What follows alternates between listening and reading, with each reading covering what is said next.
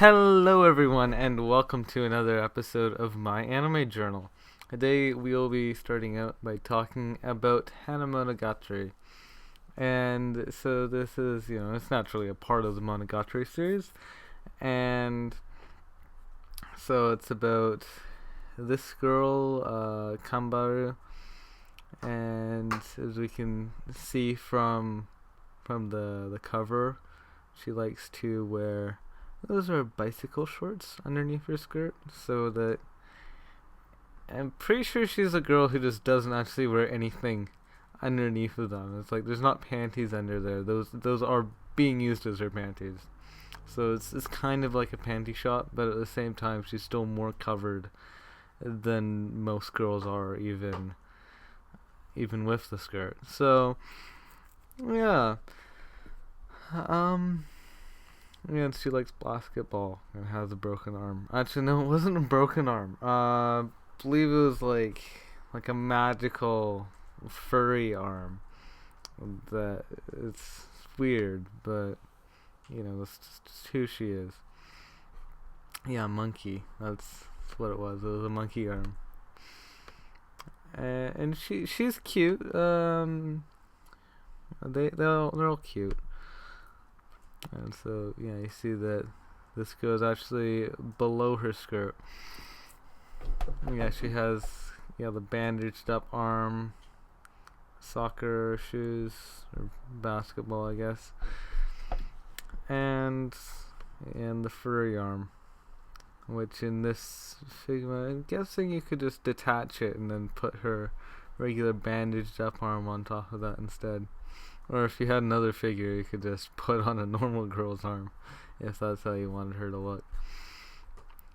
And so yeah, she has her own little quirks and stuff that she talks about. That this girl in the background here, Roka, Lord Devil, also plays an important part of this one. That she also plays basketball. But she gives these gifts to people or something, like not like physical gifts, but it's like kind of, you ask for something from her and then she gives it to you, but it like comes with a kind of curse or something like that. It's kind of weird. But yeah, and this is also only 5 episodes, so kind of have to remember that. And another weird thing about this is that even though this is aired as this is the last part of second season, but it actually takes place after everything, after every single anime, every single part of the Monogatari series leads up to this. They even have like Zoku Owari Monogatari, which takes place after End Story, and even this is actually taking place before Hanamonogatari. Which is, it's just Monogatari's weird way of airing things. Yeah, it wasn't as good as like the rest of the second season, but it still wasn't as bad as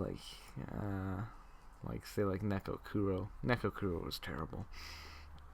And this next anime I watched is called Android Anna Maico 2010. And so this is taking place in, well, as the title implies, it's taking place in the future year of 2010. So way in the full 12 years in the future, in the distant year of 2010. Radio isn't really a thing anymore. In the year 2010, the Japanese radio industry is in decline, and so to bump up their ratings, they bring in a new person. Well, actually, she's not a person, and that's why they expect her to do better, because she is Maico, and Maico stands for Multi-Artificial Intelligence Computer. I guess Co is computer. And she's a robot, an android. Roboto Janai android desu. Androido des. Yeah, she definitely likes making sure that people know she's not a robot, she's an android, because there's totally a huge difference. And you can't call her just, you're just a computer. No, I'm an android. And so yeah, it's an interesting little series. Now, being this is late 90s, they had some kind of cringy CGI where they would just have like a single frame of I could probably find you with this frame. I know I'm just going through my folders, but inside of here, yeah, here it is.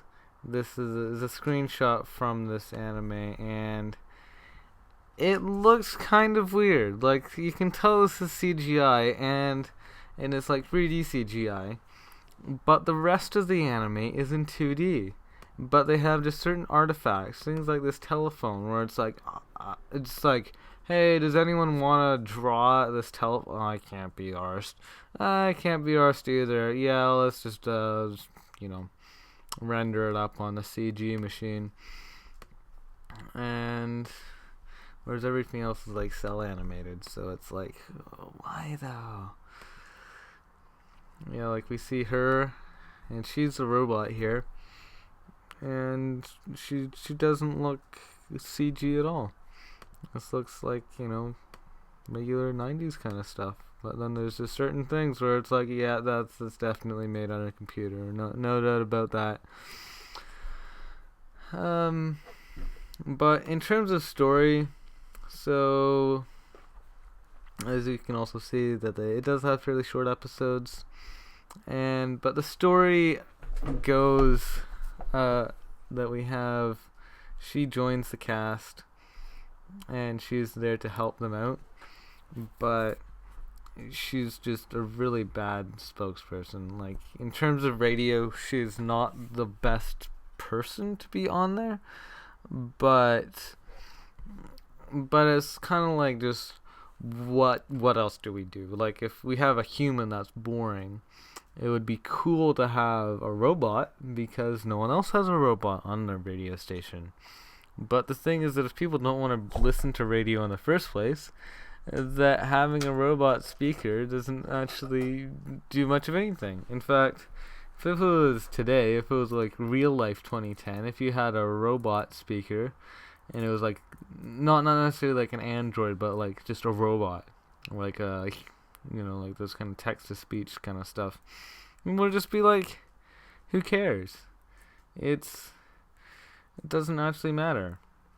In fact, if it was like an AI, if it was like making up its own dialogue or monologue, if it was the writer. It wasn't just like someone was putting inputs into it and it was speaking in a robot voice. So if it was actually coming up with the things it was gonna say, people still wouldn't really care.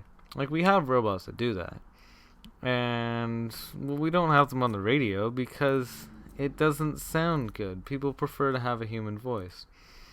However, although in actual modern day, like 2018, we do have robots that sound authentically human, although usually they sound kind of monotone. So it's like, are you a robot? You might be. And people can usually still tell. With her, obviously that's not the case. In fact, we see our voice actor here. In fact, this is one of the reasons why I even watched it. Like, she did Sakura, Kinomoto Sakura. Such a cute character. Such a cute voice. And that was actually like the same year that these were Cardcaptor Sakura aired in 1998. This also aired in 1998. Like, it's her from the same era. Although she did Clear Card as well, and her voice hasn't really changed in 20 years. Even though you can tell from her age that she's actually a little bit old to be voicing a 14-year-old character in like 2018. But whatever. She's done some other characters. Oh, she did Saber and Fate Extra. Yeah, her voice is beautiful, and that's one of the reasons why I watched it. It's such a beautiful voice, and definitely doesn't sound like an android. Like if we had androids who had Tenge Sakura as their voice actress, I would buy one. Like that would be wonderful. But that's not how life is today. Anyway, in terms of the actual plot, it's not amazing. It is kind of cute. And as far as 1990s TV shorts go, it's not bad, but it's definitely not amazing either. Would I recommend it? If you just are running out of things to do, or if you just like obscure 90s stuff, maybe go ahead. It's better than some of the stuff out there, but as a general recommendation, probably not. Anyway, this next one I watched is New Game. New Game, just scream it louder. I don't know. There's 2 exclamation marks in this one, as opposed to 1 for the first season, because that's how these things work. Oh, that's the adaptation. And we have oh right, there's the OVA that I apparently never actually watched. And then we have New Game, the actual original TV series. And yeah, so TV series, it's the second season. It's very good. It's as good as the first season, I would say, maybe even better. And it's still Aoba's life of being a character designer, and we also have obviously Koyagami, another character designer. All of the characters are so cute. Hifumi is super cute. I mean, these characters are all adults, but they don't really look it, and I kind of like that fact. I mean, I'm not sure if that's necessarily a wrong thing to like women who look younger, but I mean, they're still adults. I don't see that as a problem. Yeah, Aoba is adorable. She has her kind of uniform that looks a bit like a schoolgirl uniform on, and she has her twin tails and stuff. Also, the actual games themselves, I like the story to it. It's the whole video game industry and them having to work 12-hour days, and getting in the debuggers and stuff. It's all super cool. I really like those kind of things. And also, like, the actual person who wrote it worked in the video game industry. Like, you actually see this guy here, and he actually said in the manga that he did work as a video game person for a little bit. He also really likes hedgehogs, and that's why there's a hedgehog in it. He has his own pet hedgehog. I think it's neat. And so yeah, if you like cute girls, definitely watch this. If you are interested in the video game industry, I don't know if it's necessarily. It's not intended to be informational. It's intended to be just a fun thing to watch, and super pretty art, great voices, great soundtrack. Just in general, the stuff about it is good, but yeah, it's not intended to be educational. The next anime I watched is Pri Chi-chan, and this is also, it's adorable. Look at her. Look, and so there's these like little adorable things that she has. They're kind of like pets, and they're all like from another universe or something. So we have Chi-chan, who's this blob. I think he came from underground. Yeah. And then you have Jokun, who I forget how she met him, but he's also kind of weird. And then Uchan, which comes from Uchujin, and he is an alien, obviously, and he also just looks like Moe blob kind of stuff. This is a blob. They're all blobs. And yeah, I'm sorry, I'm sick. And then our protagonist here, Yuka Saiki, she's not a blob, but she's adorable. And so you have her here, like she's so cute. And yeah, it's if you like really cute girls, just really cute stuff, it's So in terms of this anime's actual plot, it doesn't really have one. So if you're just looking for an anime about really adorable things and an adorable little girl as well, then it's a decent anime to watch. If that's not your cup of tea, then there's really no point. Yeah, it doesn't really have a plot. It's just pure cuteness. And so the next anime I watched is this Ninja Batman X Pop Team Epic Kindan no Collab CM. I mean, it's short enough, we might as well just... Oh, freak, it's a very small amount of it that I was just... Yeah, we might as well just show it to the camera. Here it is. It's quite short.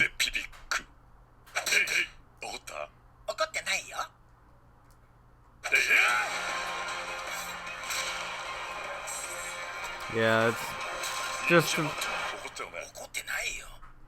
very short commercial. Literally, yeah, 15 seconds.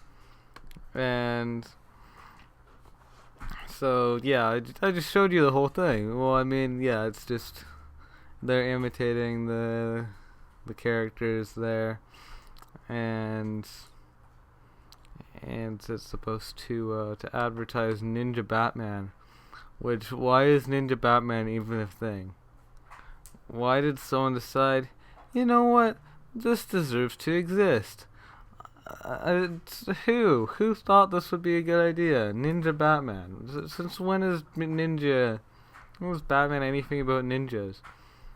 It doesn't make sense to me.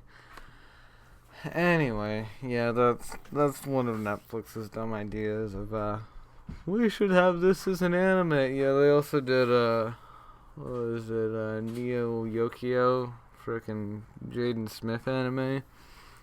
And we did Aiko, which apparently no one likes. Now they did also make Devilman and Crybaby, which is actually a good series, but yeah, most of their stuff is trash. And so after that, I watched Yume Kui Shiro Kuro Baku, or Dream Eating Monochrome Baku. So this is a music video, and I don't actually remember what it was about, but I don't think it was very good. I gave it a 5, so, and I don't remember anything about it, so it couldn't have possibly have been that great. And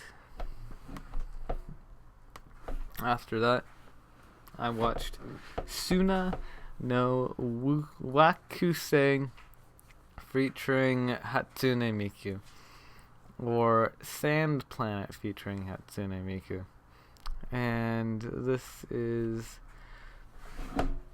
kind of a weird one. You know, it's Hatsune Miku, so it's kind of cute. It's you know, as we see on this cover right here, we have these like sand dwellers and stuff. It's a bit definitely on the odder side for Hatsune Miku music videos. It's actually has a studio. I mean, they've made some other animes, like such classics such as Zero, and Diary, and World's End Umbrella. These are actually, no one knows about these. And yeah, but it's not bad. If you like Hatsune Miku music videos, and go ahead, it's decent. And then after that, I watched Uniqlo. Not Uniqlo, but Uniqlo. This is a little on the older side, 1981, and so it's about this little boy who is a unicorn, and then this little boy who is not a unicorn, and the actual horn part has magical powers, and it's removable for who knows why. Why are unicorns removable? That doesn't make any sense. Like, in mythology, we've never seen that before. But in this movie, that's how things work. If you're a unicorn, you can just take off your horn and give it to someone else. And so yeah, that's he does that, and yeah, but it's a nice little story about friendship and stuff, and it being magic and defeating evil and whatever. It's nice, and in terms of all the movies that are out there, it's really not bad. I would recommend it. I haven't seen the sequel yet. Apparently it's good as well. Also, apparently another alternate version of it here. Oh, that's a lot shorter though. So it's kind of like more like a recap than a proper alternate version. It's from a manga, which I didn't even know. Not very long though. Anyway, yeah, but it's a very cute little nice story. Would recommend. And this next one is Kintarou, and Salaryman Kintarou, and this is an anime about this guy, and he is a biker gang. He's a former leader of a widely feared and respected biker gang, and so he just decides to become a salaryman since his wife died and he has to take care of his young son. No, obviously that's not a spoiler that his wife dies. Not all deaths are spoilers. Hashtag not all deaths. This does have an odd number of episodes. It's 20. That's the same amount of episodes as Nisekoi, but it's still very rare for anime to be 20 episodes. And so yeah, it's about this guy, and he's both a salaryman and a biker gang leader, and so he has these like epic moments and stuff of beating people up, and that's kind of most of the anime. People call it a gar anime, which does make sense. It's really just about fighting and death and blood. It's not really about salaryman at all. And in fact, I'd say Hina does a much better job at showing someone who's in a violent career path and kind of have to be forced into becoming more like homey for their children. That's a much better version of that kind of story. This is kind of just have a salaryman who's like, oh, and he's beating people up, and there's blood everywhere. Oh, this is fun. I didn't really find it fun. I'm sure it does appeal to a certain demographic, but for me it wasn't very fun. If you like watching, like that was kind of like the Japanese mafia leader for Hinamatsuri, who has to take care of this little girl. That was really well done. This isn't. It's not in my opinion anyway. And I will be talking about Hinamatsuri later in the series, though, so you can look forward to that. And the next one is Nemosine no Musumetachi, and or Rin Daughters of Nemosine. I think that's pronounced Nemosine. Anyway, so this is the most memorable quote in here that they keep on saying is, "Vodka means water in Russia, you know." And that they just keep saying it, and I mean, it's kind of just an excuse to give someone a drink. And it's like, just give me water. And it's like, but vodka means water in Russia. And then you give them vodka, and then it's like, well, I have no other choice. And then you get them drunk. Wouldn't recommend, honestly, but that's kind of what they show in this series. And as again, it's kind of weird episode count. 6 episodes, 45 minutes each, and it aired for somewhere around 6 months, like twice as long as normal. And was it good? Oh, that's a good question. I'd say not really. I wasn't really a fan. As you can see, my score there. It's not really my cup of tea. Not my favorite kind of anime. Apparently, there's also some lesbian stuff in it. Shoujo either. But yeah, it really wasn't good. And there was a fair bit of gore and edge and stuff in it. Edge meaning like unnecessary gore. Like it wasn't a good plot. Gore didn't really add to the plot. It was just kind of there. And so I would suggest not watching it. Anyway, hope you enjoyed. Thank you for watching. Hope to see you again next time. Goodbye.